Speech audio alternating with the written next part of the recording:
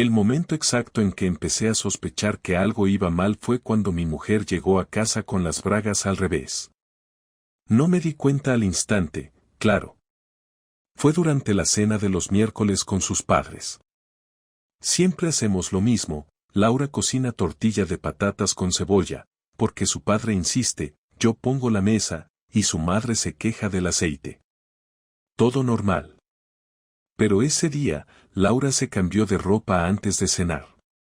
Entró en la habitación a toda prisa diciendo que venía sudada del gimnasio y al salir llevaba una camiseta vieja y unas mallas que no se ponía desde la universidad.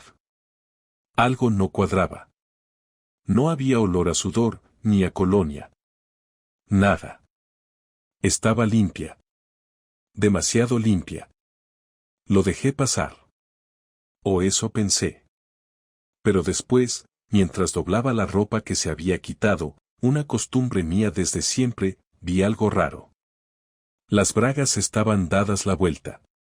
No al estilo de las cogí rápido del cajón, sino con ese pliegue de tela y costuras que se forma cuando te las quitas al revés.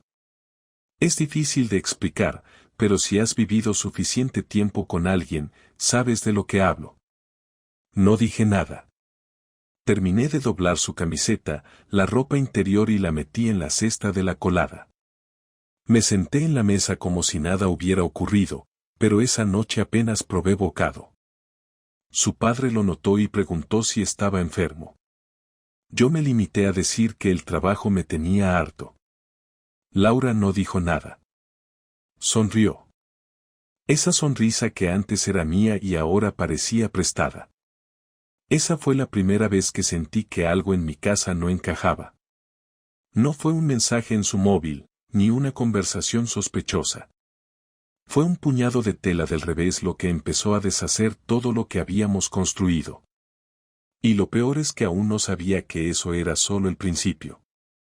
Pasaron 3 días sin que mencionara nada, aunque en mi cabeza no dejaba de darle vueltas a ese detalle. No tenía sentido interrogarla por un par de bragas, me lo repetía constantemente, como si al decirlo en voz alta dentro de mi mente fuese a parecer más lógico. Pero lo que ocurrió el sábado terminó por confirmarme que no estaba imaginando cosas. Aquel día, teníamos una comida con unos amigos de toda la vida, de esas reuniones que se hacen cada 2 o 3 meses para ponernos al día, hablar de los críos y soltar alguna que otra queja sobre la hipoteca o el curro. Quedamos en casa de David y Maite, amigos de ambos desde que Laura y yo empezamos a salir. Ella estaba extrañamente nerviosa, y no del tipo de nerviosismo que te da por llegar tarde o por discutir con alguien. Era algo más controlado, como si se esforzara por parecer natural. Se cambió de ropa 2 veces antes de salir, cosa que no es común en ella, y discutió conmigo por algo tan tonto como si debíamos llevar vino o postre. En la comida, todo parecía marchar con normalidad, al menos de cara a los demás. Laura hablaba con todos, reía más de la cuenta, y me agarraba el brazo en momentos puntuales como hacía antes, cuando aún nos apetecía tocarnos sin pensar en por qué. Pero lo que rompió del todo la fachada fue el comentario de Maite. No lo dijo con mala intención, y de hecho estoy seguro de que ni se dio cuenta del impacto que tuvo en mí, pero fue suficiente. Estábamos todos sentados en la terraza, bebiendo café, cuando Maite le preguntó a Laura si había ido al concierto del jueves en la Sala X, una sala pequeña donde suelen tocar grupos indie o hacer monólogos. Laura se quedó congelada por un segundo, ese tipo de pausa mínima que solo alguien que te conoce de verdad detecta. Dijo que no, que había tenido mucho trabajo, y Maite, sin darle importancia, comentó que se le había hecho raro no verla, porque una compañera suya le había dicho que la había saludado justo al lado del escenario. Laura se limitó a sonreír, cambió de tema, y siguió como si nada. Nadie pareció notarlo. Yo sí. La Sala X está a menos de 15 minutos caminando de casa, y el jueves, según ella, había estado hasta tarde corrigiendo exámenes. De hecho, Me había dicho que iba a usar el despacho del instituto porque necesitaba concentración y no quería escuchar el ruido de la tele o de Paula con sus dibujos. Le había llevado un bocadillo y una botella de agua sobre las 9:30, y apenas me saludó por la ventana. Me pidió que no subiera porque estaba en medio de la corrección. Ahora todo me parecía un teatro. No pregunté nada en el momento, aguanté hasta volver a casa, y aún entonces decidí esperar. Mi madre siempre decía que si querías saber la verdad de alguien, no debías preguntarla directamente. Solo había que observar. Esa noche, cuando Laura se metió en la ducha, entré en el salón y abrí su bolso. Nunca lo había hecho antes, ni siquiera por curiosidad. No soy de esos que revisan cosas ajenas, pero ya no se trataba de confianza, se trataba de saber si era yo el que estaba perdiendo la cabeza. Dentro había una entrada del concierto, con la fecha claramente impresa. También un envoltorio de preservativo, arrugado, escondido en el forro de un bolsillo lateral. Lo volví a guardar todo donde estaba, cerré el bolso con cuidado, y me senté en el sofá. Cuando salió del baño, le pregunté sin rodeos cómo había estado el jueves. Me miró mientras se secaba el pelo con la toalla, sin dejar de moverse, y respondió lo mismo de siempre, corrigiendo exámenes. Le dije que Maite había dicho algo curioso, que una amiga suya te había visto en la sala X. Se quedó quieta. Solo unos segundos, pero esta vez no había lugar a dudas. No lo negó, no se ofendió, ni siquiera preguntó si Maite estaba segura. Dijo que era una tontería, que quizá fue otra persona parecida, que quien se acuerda de una cara en un sitio lleno de gente. Luego, sin darme opción a seguir, dijo que se iba a la cama porque estaba cansada.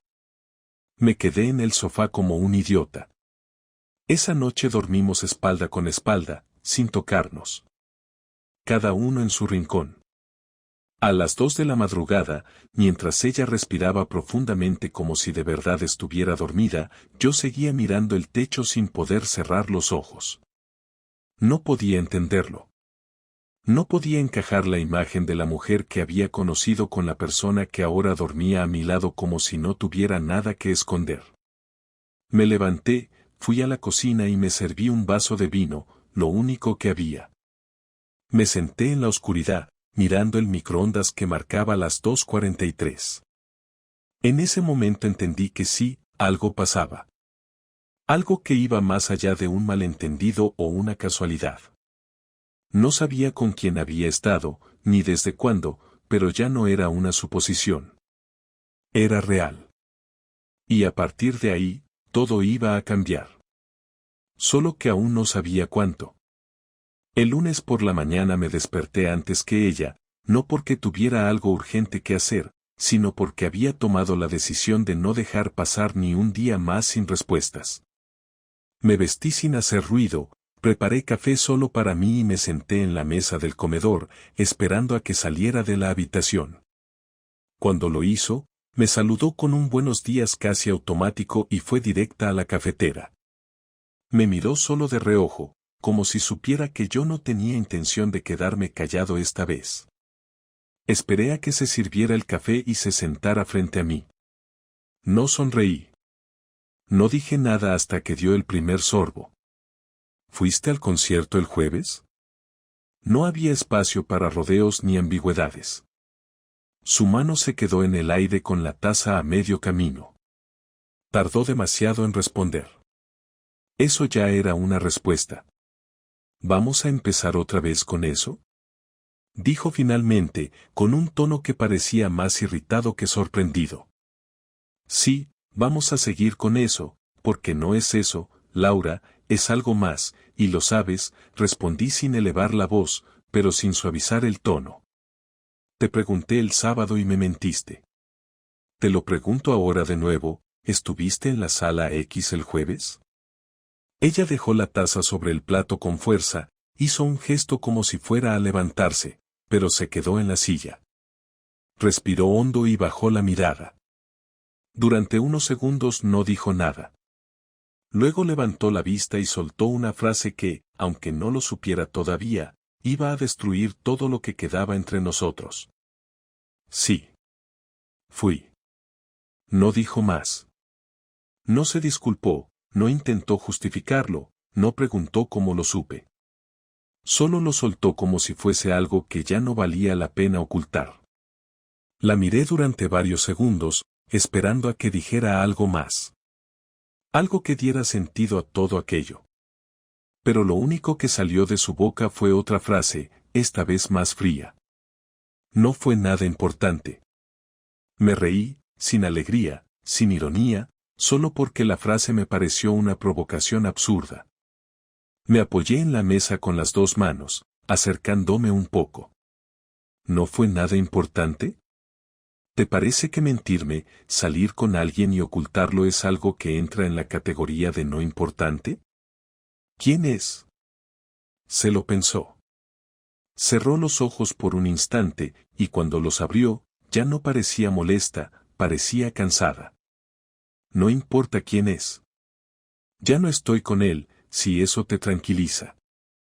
No, no me tranquiliza. Me tranquilizaría saber cuándo empezó, cuántas veces, si lo trajiste a casa cuando Paula no estaba, si fue en nuestra cama, si fue alguien que conozco. Eso sí me tranquilizaría, porque al menos tendría datos para entender qué clase de basura se metió en mi vida sin que me enterara. Ella apretó los labios y luego se levantó. Caminó hacia la ventana sin mirarme. Tenía la espalda tensa, los brazos cruzados. Cuando habló, lo hizo sin volverse. Fue alguien del instituto. Empezó hace unos meses. No lo planeé. No fue buscado. Solo, pasó. Las cosas contigo estaban mal desde hace tiempo y yo. ¿Desde hace tiempo? La interrumpí. ¿Te refieres a cuando dejaste de tocarme, de hablarme como antes, de reírte de verdad cuando estabas conmigo? ¿Desde cuándo exactamente estaban mal las cosas, Laura? Porque yo me enteré hace 10 días. Para mí todo era normal hasta entonces. Ella se giró bruscamente. No era normal. Nada era normal. Tú estabas metido en tu rutina, en tu ordenador, en tus manías de siempre, y yo solo era una figura más en tu decorado. Me levanté de golpe, empujando la silla hacia atrás. No grité, pero mi voz salió con toda la rabia contenida. ¿Y por eso te acostaste con otro?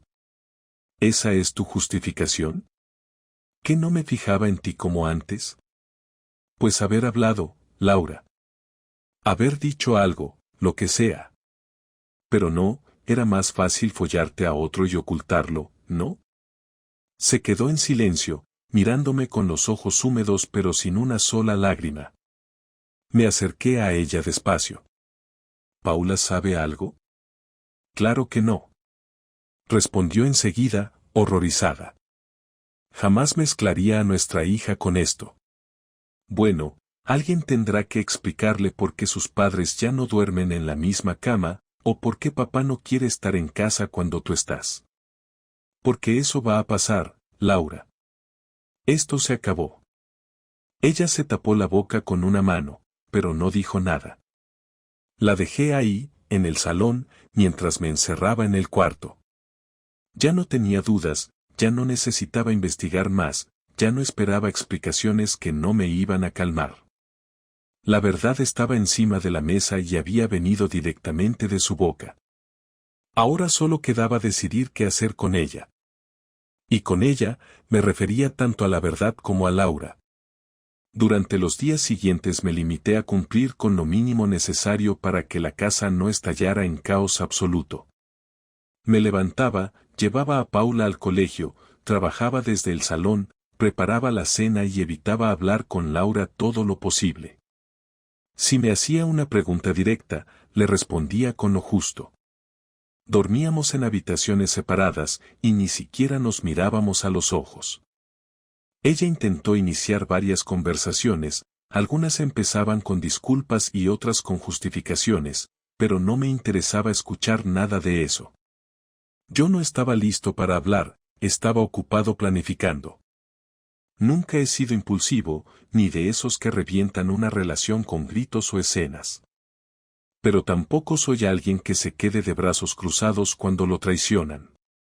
Así que decidí que si ella había tomado decisiones a mis espaldas, yo iba a hacer lo mismo.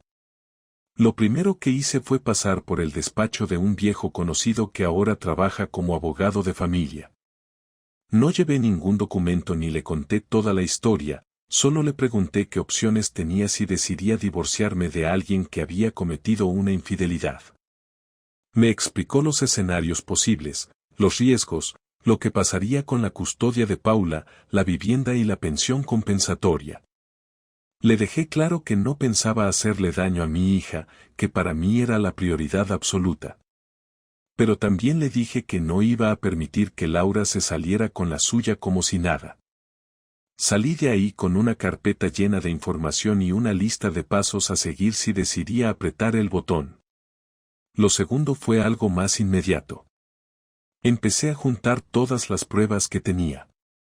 La entrada del concierto, el envoltorio del preservativo, una copia de su historial de llamadas de esa semana, todo lo que pudiera demostrar que lo que pasó no fue un desliz de una noche sino algo más organizado y sostenido. No tenía acceso a sus mensajes, pero no lo necesitaba. Ya con lo que había reunido bastaba para pintar el panorama. Hice copias, escaneé todo, y lo guardé en una carpeta con clave en la nube.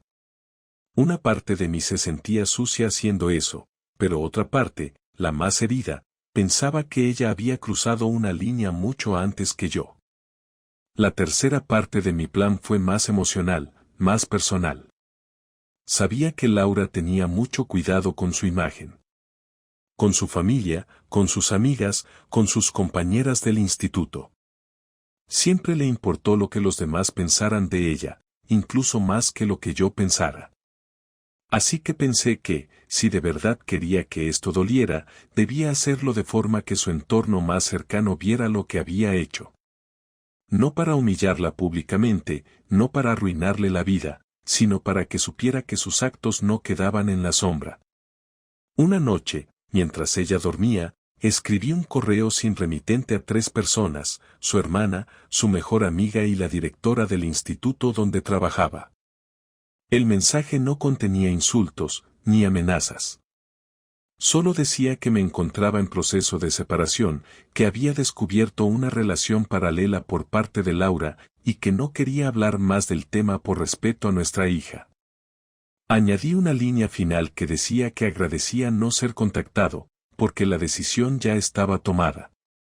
No sabía si iban a creerme o no, si le iban a decir algo a ella o no. Pero al día siguiente, noté que algo había cambiado. Laura pasó toda la tarde con el móvil en la mano, revisando, enviando mensajes, con cara de preocupación. Supuse que había llegado el momento. ¿Fuiste tú el que mandó esos correos?, me preguntó, sin levantar la voz pero con una mezcla de miedo y rabia. Sí. ¿Por qué hiciste eso? Porque tú empezaste todo esto y yo decidí terminarlo a mi manera. Ella apretó los puños y por un momento pensé que iba a decir algo hiriente, algo que hiciera estallar todo. Pero no. Solo se dio la vuelta y se fue al dormitorio, cerrando la puerta sin fuerza. No cenamos juntos, no cruzamos una palabra más esa noche. El domingo siguiente, le dejé a Paula a mi hermana y volví a casa con una carpeta bajo el brazo. Le pedí a Laura que se sentara. Lo hizo sin discutir. Le entregué los papeles del abogado y le dije que, a partir del lunes, me iba a mudar con mi hermana hasta que el proceso estuviera terminado.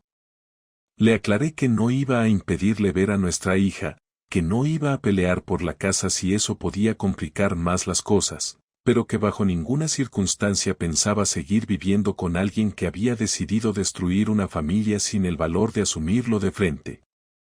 Ella los miró en silencio. No lloró, no gritó, no negó nada. Supongo que ya no le quedaban argumentos. Durante años, yo había sido su compañero, su apoyo, su testigo. Ahora era solo el tipo que se estaba yendo con una carpeta en la mano. Dejé la copia sobre la mesa, agarré la mochila que había preparado el día anterior y salí. No sentí alivio, ni satisfacción, ni siquiera rabia. Solo un cansancio enorme, como si todo mi cuerpo estuviera reaccionando a la verdad de golpe. Me fui sin mirar atrás. No hacía falta. Ya no quedaba nada que ver. Los primeros días en casa de mi hermana fueron una mezcla extraña de alivio y desorientación. Dormía mal, comía poco y hablaba solo lo justo. Ella fue muy respetuosa, no hizo demasiadas preguntas, me ofreció su sofá cama y se encargó de Paula sin emitir juicios. Me dejaba espacio, pero no me dejaba solo del todo, lo justo para que no me encerrara en mi cabeza más de lo necesario. A Paula le dijimos que papá se iba a quedar unos días allí por trabajo, una excusa poco original pero suficiente para una niña de 8 años que solo quiere saber dónde estará su padre por la noche. Durante esos días, Laura no me escribió ni una sola vez. Supongo que no sabía qué decir, o tal vez pensaba que todo ya estaba perdido. Yo tampoco la contacté. No tenía nada más que añadir. El proceso de divorcio estaba en marcha y ya no había marcha atrás. Sin embargo, el jueves por la tarde, mientras estaba recogiendo a Paula del colegio, recibí un mensaje. Era corto, directo, y sin emoticonos ni adornos. Necesitamos hablar. Solo una vez. Dime cuando puedes. Lo leí 3 veces antes de responder. No porque dudara de que quería hacerlo, sino porque necesitaba asegurarme de que era yo el que decidía los términos esta vez. Le respondí que al día siguiente, después de dejar a Paula con mi hermana, podía pasar por casa 1 hora. Ni un minuto más. A las 7 de la tarde, estaba de vuelta en lo que había sido mi casa. Todo estaba limpio, ordenado, demasiado silencioso. Laura estaba en la cocina, de pie, con una taza de té entre las manos. No me ofreció uno. Solo dijo hola y esperó a que yo hablara. ¿Qué querías decirme? Ella dejó la taza sobre la encimera y se apoyó en la pared. No parecía derrotada, ni desafiante. Solo estaba cansada, como si llevara días ensayando lo que iba a decir y aún así no supiera por dónde empezar. No te voy a pedir que volvamos. Sé que no tiene sentido. Y sé que no tengo ningún derecho a pedirte nada. Pero quería decirte que me equivoqué. No en una de esas formas que se dicen por quedar bien, sino de verdad. Lo hice todo mal. Pensé que estaba perdiéndome algo, que necesitaba sentirme viva, y no pensé en ti, ni en Paula, ni en lo que teníamos. La escuché sin interrumpirla. No por respeto, sino porque necesitaba oírlo todo. Cada palabra. Cada reconocimiento. Me sentí sola, aunque estuvieras aquí. No es tu culpa. O no del todo. Yo tampoco supe decirte lo que me pasaba. Y cuando alguien me dio atención, cuando me sentí deseada otra vez, me dejé llevar. Me dejé llevar sabiendo que estaba rompiendo algo que no iba a poder arreglar. ¿Por qué no paraste? Pregunté sin subir la voz, sin rabia, solo con una necesidad absurda de entender algo que, en realidad, ya no necesitaba entender. Porque fui cobarde. Porque pensé que podía tener las dos cosas. Y porque en el fondo no creía que tú te dieras cuenta. Me convencí de que si tú no sabías nada, entonces no estaba haciendo tanto daño. Hubo un silencio incómodo. No porque no supiéramos qué decir, sino porque ya estaba todo dicho. Yo no tenía ningún discurso preparado. No tenía una lista de reproches. Solo quería cerrar eso de una vez. Ya no importa, Laura. No hay nada que me puedas decir que cambie lo que pasó. Lo que hiciste no fue un error. Fue una decisión. Varias decisiones. Y yo también tomé la mía. No voy a odiarte. No quiero gastar mi vida en eso. Pero no quiero compartirla contigo tampoco. Ya no. Ella asintió. No lloró. No intentó tocarme. Ni siquiera me pidió una segunda oportunidad. Solo me miró y dijo algo que, por alguna razón, fue lo único que realmente me afectó. Te echo de menos. Me quedé mirándola. Era una frase simple, directa, sin dramatismo. Pero cargada de algo que no supe definir. Tal vez tristeza real. Tal vez solo arrepentimiento.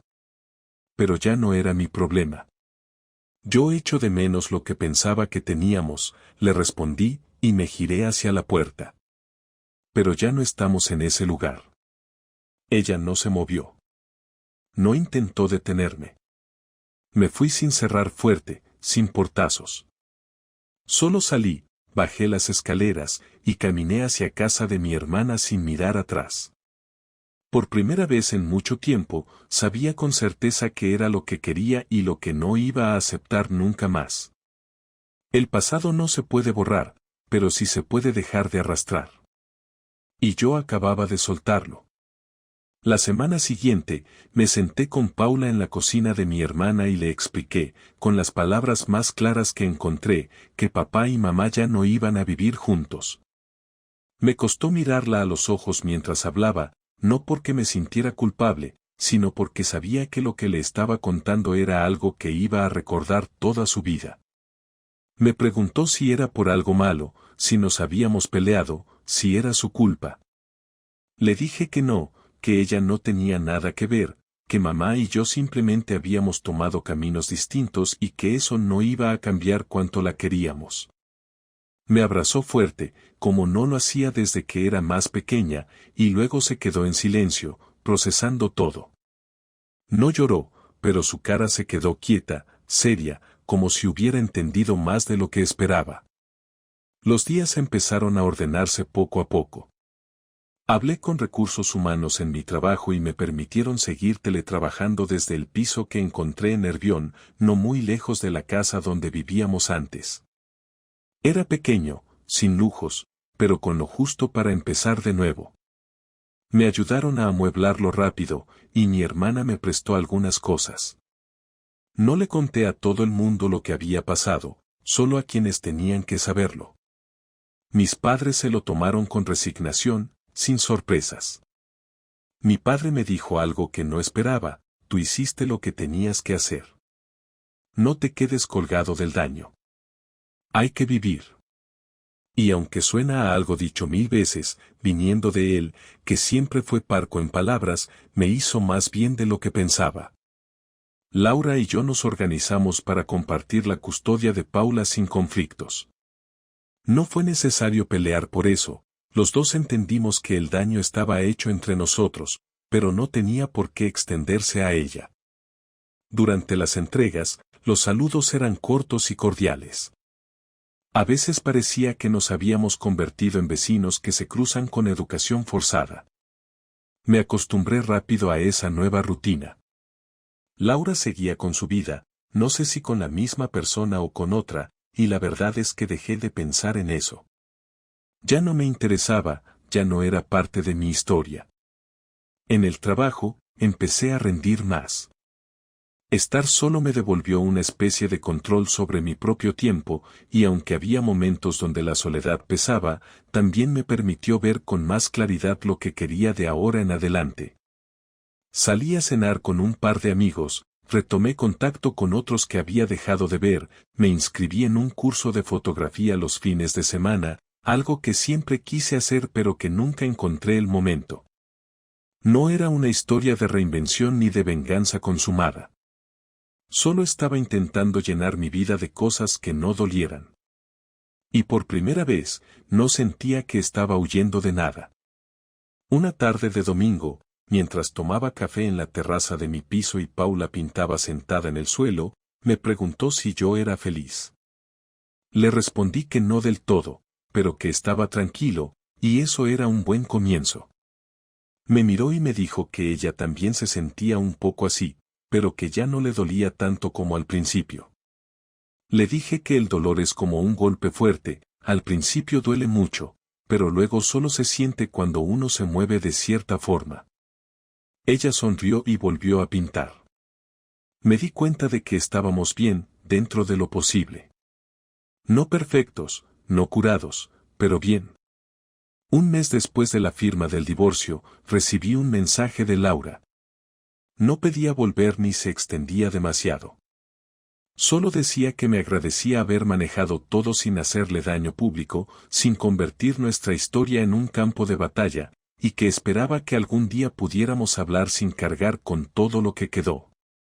Le respondí que no necesitaba su agradecimiento, que cada uno había hecho lo que podía con lo que tenía, y que sí, tal vez algún día podríamos tener esa conversación.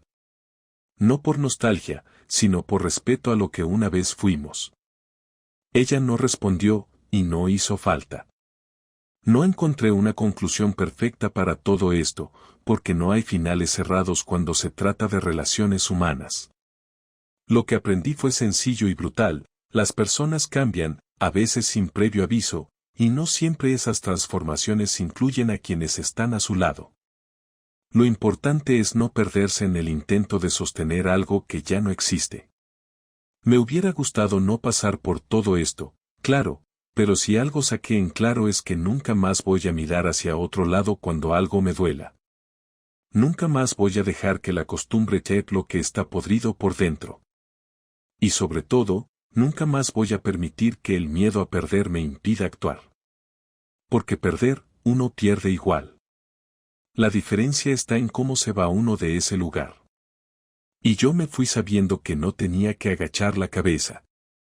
Para mí, con eso bastó.